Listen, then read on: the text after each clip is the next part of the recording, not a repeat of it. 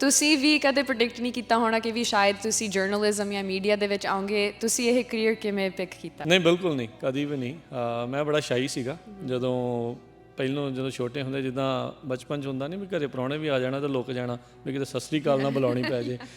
ਹੁਣ ਡਿਫਰੈਂਟ ਹੋ ਗਈ ਸਿਚੁਏਸ਼ਨ।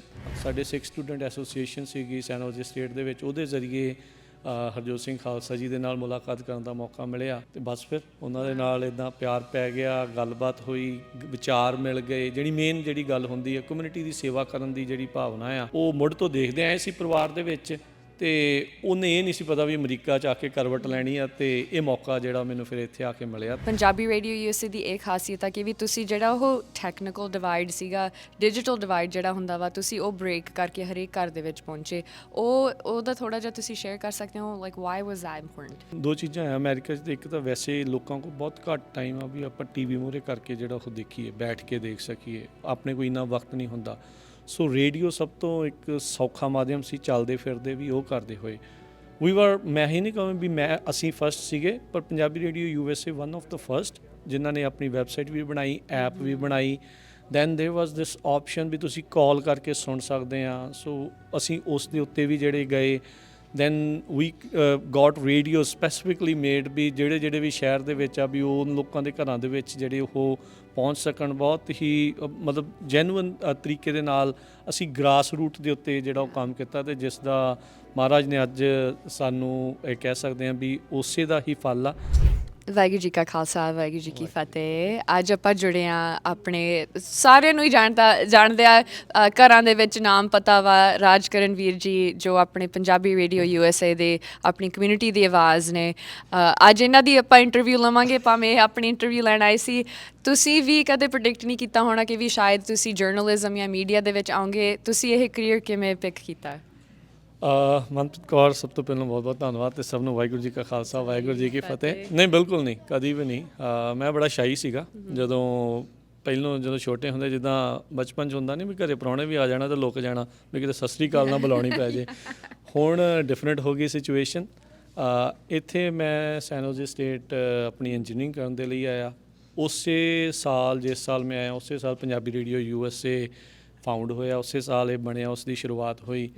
ਤੇ ਫਿਰ ਮੈਨੂੰ ਨਾਲ ਮੌਕਾ ਮਿਲਿਆ। ਸਾਡੇ ਸਿੱਖ ਸਟੂਡੈਂਟ ਐਸੋਸੀਏਸ਼ਨ ਸੀਗੀ ਸੈਨ ਹੋਜ਼ੇ ਸਟੇਟ ਦੇ ਵਿੱਚ, ਉਹਦੇ ਜ਼ਰੀਏ ਹਰਜੋਤ ਸਿੰਘ ਖਾਲਸਾ ਜੀ ਦੇ ਨਾਲ ਮੁਲਾਕਾਤ ਕਰਨ ਦਾ ਮੌਕਾ ਮਿਲਿਆ ਤੇ ਬਸ ਫਿਰ ਉਹਨਾਂ ਦੇ ਨਾਲ ਇੱਦਾਂ ਪਿਆਰ ਪੈ ਗਿਆ, ਗੱਲਬਾਤ ਹੋਈ, ਵਿਚਾਰ ਮਿਲ ਗਏ। ਜਿਹੜੀ ਗੱਲ ਹੁੰਦੀ ਹੈ ਕਮਿਊਨਿਟੀ ਦੀ ਸੇਵਾ ਕਰਨ ਦੀ ਜਿਹੜੀ ਭਾਵਨਾ ਆ, ਉਹ ਮੁੱਢ ਤੋਂ ਦੇਖਦੇ ਆਏ ਸੀ ਪਰਿਵਾਰ ਦੇ ਵਿੱਚ।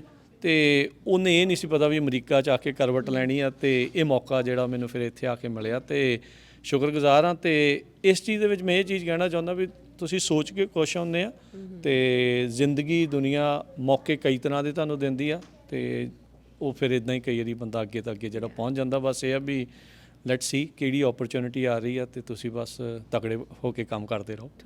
ਆਈ ਥਿੰਕ ਪੰਜਾਬੀ ਰੇਡੀਓ, ਕਿਉਂਕਿ ਹੋਰ ਵੀ ਕਾਫੀ ਰੇਡੀਓ ਰਹੇ ਨੇ, ਆਈ ਮੀਨ ਮੇਰੇ ਫਰਮ ਮਾਈ ਓਨ ਲਾਈਫ ਤੋਂ ਪਹਿਲਾਂ ਵੀ, ਪਰ ਪੰਜਾਬੀ ਰੇਡੀਓ ਯੂਐਸਏ ਦੀ ਇਹ ਖਾਸੀਅਤ ਆ ਕਿ ਵੀ ਤੁਸੀਂ ਜਿਹੜਾ ਉਹ ਟੈਕਨੀਕਲ ਡਿਵਾਈਡ ਸੀਗਾ, ਡਿਜੀਟਲ ਡਿਵਾਈਡ ਜਿਹੜਾ ਹੁੰਦਾ ਵਾ, ਤੁਸੀਂ ਉਹ ਬ੍ਰੇਕ ਕਰਕੇ ਹਰੇਕ ਘਰ ਦੇ ਵਿੱਚ ਪਹੁੰਚੇ।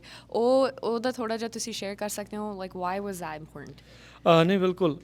ਦੇਖੋ, ਇੱਕ ਤਾਂ ਦੋ ਚੀਜ਼ਾਂ ਆ ਅਮਰੀਕਾ 'ਚ। ਇੱਕ ਤਾਂ ਵੈਸੇ ਲੋਕਾਂ ਕੋਲ ਬਹੁਤ ਘੱਟ ਟਾਈਮ ਆ ਵੀ ਆਪਾਂ ਟੀਵੀ ਮੂਹਰੇ ਕਰਕੇ ਜਿਹੜਾ ਉਹ ਦੇਖੀਏ, ਬੈਠ ਕੇ ਦੇਖ ਸਕੀਏ। ਆਪਣੇ ਕੋਈ ਇੰਨਾ ਵਕਤ ਨਹੀਂ ਹੁੰਦਾ। ਸੋ ਰੇਡੀਓ ਸਭ ਤੋਂ ਇੱਕ ਸੌਖਾ ਮਾਧਿਅਮ ਸੀ, ਚੱਲਦੇ ਫਿਰਦੇ ਵੀ ਉਹ ਕਰਦੇ ਹੋਏ। ਮੈਂ ਹੀ ਨਹੀਂ ਕਹਾਂ ਵੀ ਅਸੀਂ ਫਸਟ ਸੀਗੇ, ਪਰ Punjabi radio USA one of the first ਜਿਨ੍ਹਾਂ ਨੇ ਆਪਣੀ ਵੈਬਸਾਈਟ ਵੀ ਬਣਾਈ, ਐਪ ਵੀ ਬਣਾਈ। ਦੈਨ ਦੇਰ ਵਾਜ਼ ਦਿਸ ਆਪਸ਼ਨ ਵੀ ਤੁਸੀਂ ਕਾਲ ਕਰਕੇ ਸੁਣ ਸਕਦੇ ਆ। ਸੋ ਅਸੀਂ ਉਸ ਦੇ ਉੱਤੇ ਵੀ ਜਿਹੜੇ ਗਏ।